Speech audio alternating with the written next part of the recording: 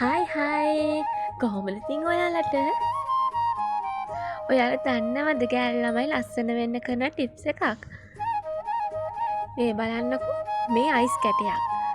ඉතින් මම හැමදාම වොෂ් එකක් දාලා ඇවිල්ලා මේ විදියට අයිස් කැටයක් අරගෙන මගේ මූණේ ගානවා.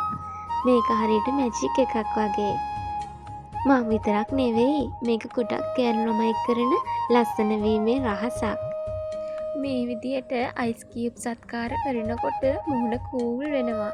ඒ වගේම තමයි මේකෙන් හොඳ ප්‍රතිඵලක් තියෙනවා.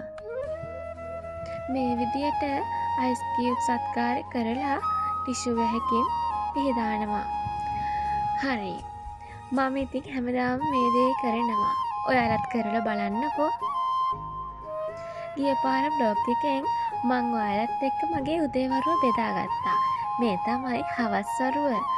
උයලා පිහලා ඔක්කොම අස්පස් කරලා ඉවර වෙලා වොෂ් එකක් දාගෙන කාමරෙට ඇවිල්ලා මගේ රාජකාරිය ටීවී බලන එක තමයි ඉතින්. ඔන්න ඉතින් අද හස්බන්ඩ් 2:45ට වැඩට ගියේ. දැන් ඉතින් එයත් එන ගමන්. බලන්නකෝ අද මම එයා වෙනුවෙන් හදපු දේවල්. මම කුවේත් වලට එන්න කලින් නම් මට වැඩි උයන්න බෑ. ඒත් මම මගේ හස්බන්ඩ් ගාවට ආවට පස්සේ මට උයන්න පුරුදු වුණා.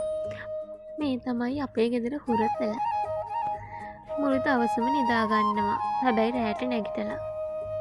ඉතින් බලන්නකෝ මේ අවුවේ මිනිස්සු මොනතරම්නම් දුක් විඳිනවද? මගේ හස්බන්ඩ්ටත් ඩියුටි ටයිම් වෙනස් වෙලා තියෙන්නේ මෙන්න මේ රස්නේ නිසාමයි.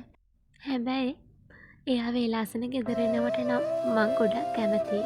මොකද ඉතින් මම ගෙදරට වෙලා පාළුවෙන් ඉන්න නිසා.